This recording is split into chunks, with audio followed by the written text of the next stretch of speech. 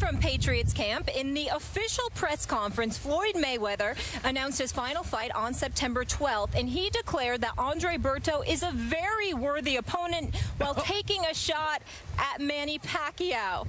Can Skip get some water? Take a listen. Tough competitor. He's been knocked down, but he jump up off the canvas and continue to fight. And every time he go out, he gives 100%, and that's what we want. Why do you want that? We want a guy that's going to push me and bring the best out of me. As we can see, Manny Pacquiao wasn't able to bring the best out of me. So I believe Berto is the guy for the job. Stephen A., you know Floyd. You spent a lot of time with him. Do you agree with that? No, I do not. But I want to say this. A lot of people can get on Floyd for a couple of things. First of all, I know Andre Berto. Okay. I've known Andre Berto for some time. I have not been impressed with his record over his last 6 fights, which were 3-3. He started out 27-0. He was absolutely fantastic. I think he's a warrior, but the problem is when you're a warrior, ultimately you get hit a bit too much. I think a couple of people he has fought, they've hit him too much. And because of that, now I don't want to call him punch drunk. He still has speed, he still has power, but I don't think he's any match for Floyd Money Mayweather, and Floyd knows that. If Floyd thinks most people weren't a match for him, why the hell is he going to think Andre Berto is a match for him? I think this is one of those situations where Floyd is, to be quite honest with you, I think he's looking out for one of the brothers and sitting there and giving him an opportunity to make some good money, because Lord knows nobody else in boxing is doing that for a lot of guys. And I think that that's what's behind this to some degree. And I also believe no matter what they say, that he's going to come out and out of retirement, and he will fight again for fight number 50 after he wins this next fight. Even though, again, it's boxing, anybody could get caught. And Andre Berto is capable of catching somebody and hurting them. I don't think it will happen because I don't think he's in Floyd's class. But in the sport of boxing, never close your eyes to that possibility. Having said all of that, the main reason we're discussing this is because Floyd went on record, Skip, and said that the media is to blame for the Manny Pacquiao hype. I am here to tell you he's absolutely correct. The media is responsible for the hype, me primarily included, as well as you. And I'm going to tell you why. Manny Pacquiao is great. Manny Pacquiao has speed. Manny Pacquiao has power. I may tease him about the fact that he got put to sleep by Juan Manuel Marquez, but that's only after I knew he was all right, because I certainly wasn't laughing when I saw him get dropped like that, because Manny Pacquiao is an incredibly nice guy and a good man. I just wished him the best. I didn't want him hurt. But he got put to sleep by Juan Manuel Marquez. Caught him with that straight right coming in. Put him to sleep. Manny Pacquiao, outside of that, has been nothing short of sensational and clearly number 2 on the list as the pound-for-pound greatest in the world for years and years and years.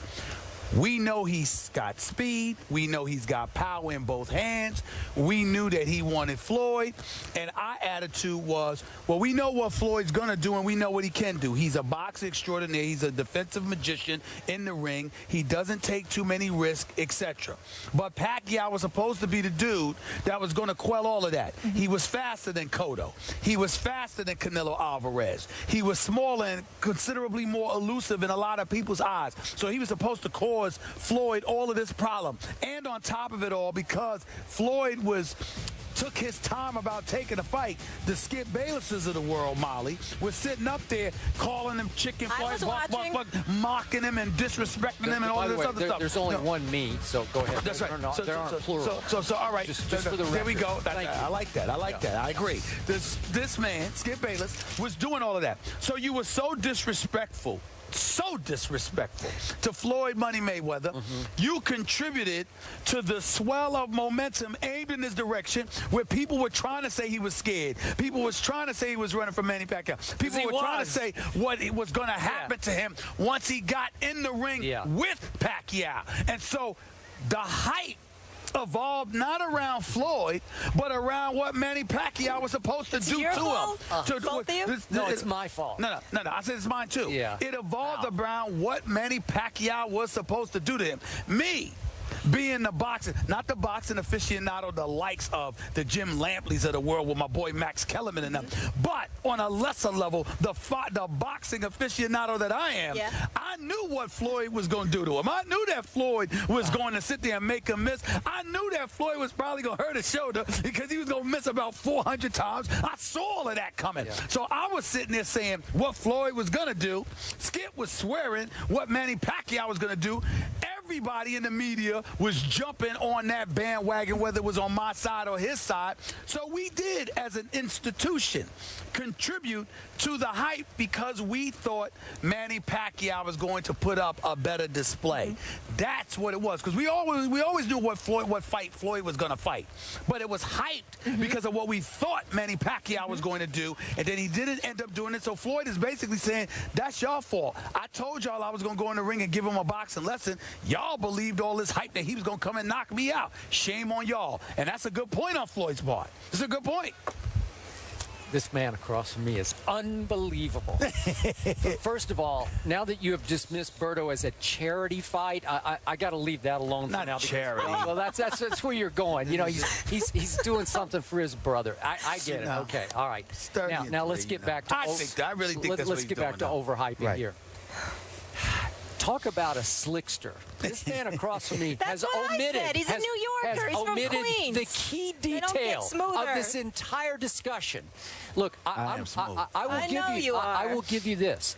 The media did overhype Manny Pacquiao because of what the media did not know going into the fight, which was that Manny had not sparred for the month leading up to the fight, and that he asked for an injection, a pain-killing injection, on the night of the fight because he had a torn labrum in his shoulder that would immediately require surgery. You omitted that key detail. So how can you say that the media was overhyping the ring record of Manny Pacquiao? Do I have to remind you? Did we overhype what he did to De La Hoya, even though you say De La Hoya was shot? And he absolutely. Okay, but listen, he was just a flat-out dead man because that was a rout that night, and that was a boxing display that Pacquiao put on. Weight 145. Okay. Go ahead. What happened to Ricky Hatton at the hands of Pacquiao? Destroyed. All right. Destroyed. How about Miguel Cotto, a man that you have great respect for? I do. That was TKO in 12, and Cotto raved about Manny's power plus his speed, that he'd never encountered that much power plus speed in the ring. And then we start going to Clottey and Margarito, and remember Sugar Shane Mosley raved about Manny Pacquiao after that fight, after he got his butt beat. And then listen, Timothy Bradley, he lost twice. I don't care what you say. He lost twice, and he is a stud game fighter to me. And we agree there. He's the one. This is the man. You want to talk about you're in for a long night. You're going to be in for, and Floyd would have been in for a long night if he had taken Bradley in this fight instead of Berto. Bradley doesn't have power, but he can box, he can fight, and he can take a punch and stuff. I got a lot of respect for Timothy Bradley. And that first fight was the all-time robbery I have ever witnessed when they somehow gave it to Bradley over Pacquiao. But then, look, Juan Manuel Marquez, that was the fourth fight we're talking about. I have to remind you that Manny had beaten, they even called the first fight a draw, I have no idea. Yes. That was another robbery, but he had beaten him 2 previous times in fights 2 and 3, and then he was just bored. I got to fight this guy a 4th time because Floyd was a chicken. Floyd was running and running and running from Manny Pacquiao, and he finally got shamed into having to do it for the sake of his legacy, because you even admitted you cannot retire with that big glaring asterisk on your record. Absolutely. Ran from Manny Pacquiao. So what, thank you God, Pacquiao tears his labrum before the fight. Okay, I want to see a real fight. I want to see a second fight. You say before the fight. I say he probably tore during the fight all those misses. Probably. Swings. So that's why he didn't spar for the whole month. If I swing and miss 400 times, I'd hurt my labrum too. All right, that's fine. But now Floyd is sitting back taking pot shots at Manny Pacquiao, saying, "Oh, he didn't push me to be my best." Yeah, Floyd, because you fought a one-arm fighter. Are you proud of that? Because I wouldn't be. I'd be ashamed of it. And if Floyd Mayweather Jr. does not rematch with Manny Pacquiao in fight number 50, he's going to be shamed again. He'd certainly be shamed from this position. I disagree. Let me tell you this. I believe that, and again, I'm on the record. Floyd cannot end his career fighting Andre Berto. That can't be your last fight on the books. And you know what? I don't believe he will. And I don't believe he will either. I think this, and I have no problem with him fighting Berto because it's a tune-up. If it's not a tune-up, that's an entirely different matter. But as long as he fights after after Berto, I'm not going to have any problem with this being a potential tune-up. It does not have to be Manny Pacquiao. I would prefer that it's Manny Pacquiao, but Manny Pacquiao needs to come and apologize to Floyd for sitting there and using that as a weak excuse. You ain't got no business. You showed up in the ring. You need surgery the next day, and it's not an excuse? Please. Are you kidding me? I'm not sure the surgery was the next day. I know that's what Bob Arum and probably Freddie Roach is saying, but I don't know that. Let me tell you something right now. I got no problems. And nobody, let me tell you something, you know anything about boxing, you're not going to have a problem with Mayweather fighting Canelo Alvarez or Cotto next instead of Manny Pacquiao. I got news for you. That's a mega fight if he fights one of those two. Stay the hell away from Triple G, Gennady Golovkin. Don't fight that boy. He's too big for you. Stay the hell away from him. But you're talking about Canelo or Miguel Cotto, absolutely, that would be a mega fight. And if you want to go to Macau and fight Manny Pacquiao, make sure you have folks that go to the doctor's office. Make sure that we see it on camera, the medical exams. We want to see the x-rays. We will. We want to make sure there's nothing torn, there's nothing sprained or strained. I'll hold them up. That's right. That's right. All right, we can do that. Just to be clear. 50-1. Please. Just to be clear, September 12th, I shouldn't be booking travel? September 12th. No. Berto, Mayweather. You're not going I mean, I might be there, but I don't blame everybody for not looking forward to this. Yeah. Not after the Pacquiao thing. It should be somebody better, but this is a tune-up. It's a charity fight. I'll donate. Yeah. Not charity. It's a tune-up.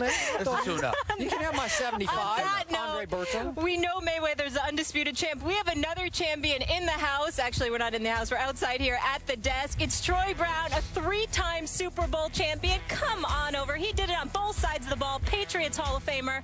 How are you? Thank you so much for joining us. We got a lot to talk to you about. Good to see you. Good to see you, man. Thank you. First Take is brought to you by the new DQ Rolo Minis Blizzard Treat. It's summer in a cup. And by the Beauty Rest Recharge Line. Get your beauty rest.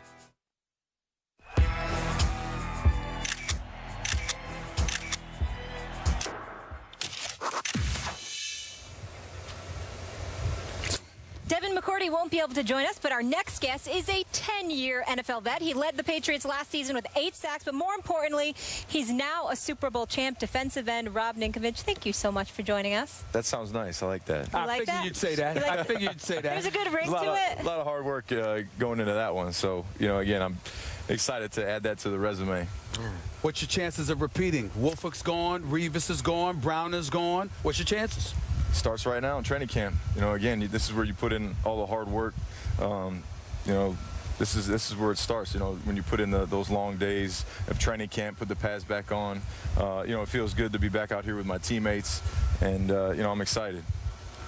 What's the mindset of the team right now with this whole Deflategate suspension hanging over the really issue? Just focus on what you can do. To be a better football player. For me, every day coming in, doing the best that I can to be a better football player. Even at year 10, I'm still learning, still trying to progress as a defensive end. And, again, for me, it's exciting that, all that stuff happened last year, but it's over with. And you really have to, close that book. That's over with, start a new book, and, it starts in training camp. All this Deflategate stuff, how much of a motivational factor do you think that's going to be for the team this season? Again, there's always motivating factors, for teams, and for my personal goals. I'm always motivated. Every year I'm motivated to go out there and play to the best of my abilities, and continue to carry on that Patriot tradition, which is playing good football and being a winning team. What do you see from Tom Brady right now out here on this practice field? Any different? Is he more gunned up than usual, or he's just same old Tom? Tommy's always gunned up. I mean, Tom is a tremendous competitor. No matter what he's doing, he's competing. He's trying to be the best at what he does. So, every day he comes out here and, he holds everyone to a high standard. And, that's what it's supposed to be like, holding everyone accountable. Troy Brown was just on our desk, and he described him as pissed. Is that fair to say? Again, like I said, Tommy is a tremendous competitor, and he's always competing, and he's always trying to be the best at what he does. How much will you indeed miss a Revis and a Browner? Again, every year there's going to be turnover in the National Football League. You see it in every single team. you know, there's guys coming, there's guys going, and, you know, really you just have to adjust, and you have to, you know, work hard in training camp with the guys that are here and move forward.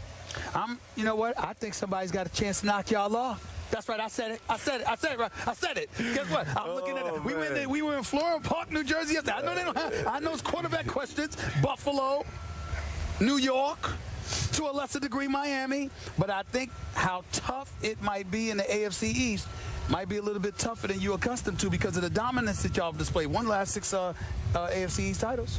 You know, there's always every Sunday is a tough football game. You know, every team in the league has tremendous football players.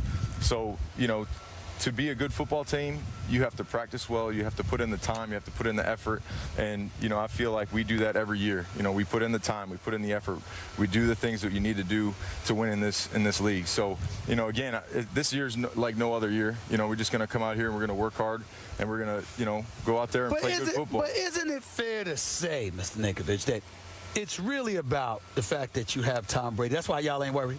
Isn't that fair to say? You know, again, Tom is a tremendous quarterback. I love Tom as my quarterback, and you know, again, he's going to compete. And he's going to do like he always does, and that's beat Tom and play at a high level. Okay. Stephen A., this is the perfect New England Patriot. This is the perfect Belichick. All right. Totally. He can You've play. adapted to the Patriot way. No. That's who he is. That's who he is. I'm not mad at him. You can just pepper him with questions all day long, and he will continue. Well, we're running out of time, so I can't. I wish I could, because I got some questions about that defense. I'll be here all day. Come on now. Got to take it game by game. That's right. He can One do that. game at a time. That's what happens when you're a Super Bowl champion. Yes, congratulations again on that. And our tour is over, guys. Back in Bristol on Monday. I want to say happy birthday to our producer, Brian Bork. Thank you so much. How old is he, 50?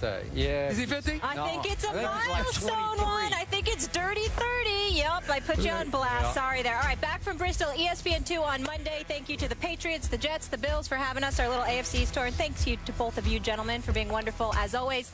Have a great weekend. Thank you for making it out here, man. Thanks, Appreciate man. it, man. Thank you so much.